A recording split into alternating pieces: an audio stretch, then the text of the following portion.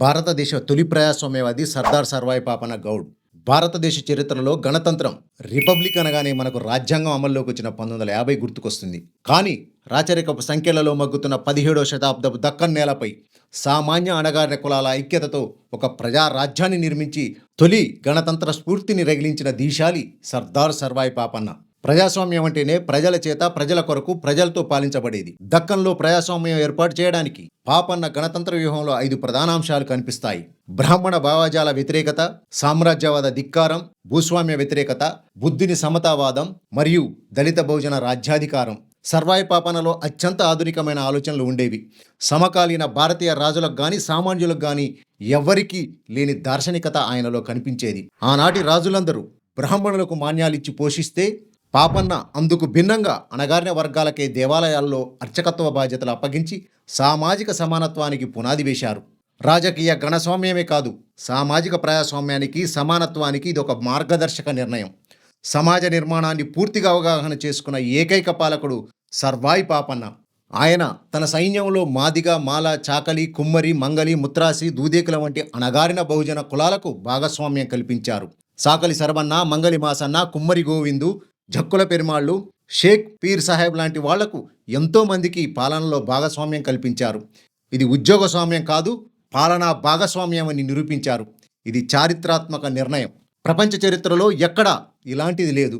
ప్రజలందరికీ పాలనలో సమాన హక్కును కల్పించాడు. ఆ తర్వాత భారతదేశానికి వచ్చిన బ్రిటిష్ ఉద్యోగస్వామ్య విధానం దేశాన్ని మతం, కులం, ప్రాంతం, లింగ వివక్ష పేర ప్రజలను విడగొట్టి అభివృద్ధి చెందనీయకుండా చేసింది. అంతకుముందే పాలకుడుగా ఉన్న సర్వాయి పాపన్న చాకలి సర్వన్నను తన ప్రధాన అనుచరుడిగా, ముత్రాసి ఎల్లయ్యను పూజారిగా, మాలకులపు స్త్రీకి సుంకర వృత్తిని ఇవ్వడం ద్వారా నేటి రిజర్వేషన్ల కన్నా ముందే ప్రాతినిధ్య ప్రజాస్వామ్యాన్ని, రిప్రజెంటేటివ్ డెమోక్రసీ ఆయన ఆచరించి చూపారు. ఇది ఇప్పుడు మనం చూస్తున్న సామాజిక న్యాయాన్ని ఆచరించిన భారతదేశ తొలి ప్రజాస్వామ్యవాది సర్దార్ సర్వాయి పాపన్న గౌడ్. సర్వాయిపేట, షాపురం, తాటికొండల్లో ఆయన నిర్మించిన కోటలు, బురుజులు ఆయన పకడ్బందీ వ్యూహ రచనకు సాక్ష్యాలు. షాపురం కోటలో 60 అడుగుల ఎత్తైన బురుజులు, ఏనుగులు నీటిని మోయగలిగేలా నిర్మించిన అతిపెద్ద రహస్య సొరంగ మార్గాలు ఆనాటి ఆయన సాంకేతిక ఆసక్తి, ప్రతిభ, ఆధునికతకు, దార్శనికతకు అద్దం పడతాయి. ఒక పాలకుడికి ఉండాల్సిన తెగువ, కారుణ్యం పాపన్నలో కనిపిస్తాయి. వరంగల్ కోటను ఆక్రమించి వేల మంది బందీలను విముక్తం చేయడం ద్వారా ఆయన పీడిత ప్రజల దైవంగా నిలబడ్డారు. ఈ ఒక్క సంఘటనను ఇతివృత్తంగా తీసుకుని సినిమా తీయగలిగితే కమర్షియల్ సినిమాగా నిలుస్తుంది. అయితే మొఘల్ చరిత్రకారులు పాపన్నను బందిపోటుగా చిత్రించే ప్రయత్నం చేశారు.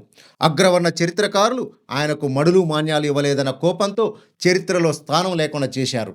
జేఏ బోయలు వంటి ఆంగ్లేయులు జానపదుల పాటల ద్వారా పాపన్న అసలైన చరిత్రను వెలికితీశారు.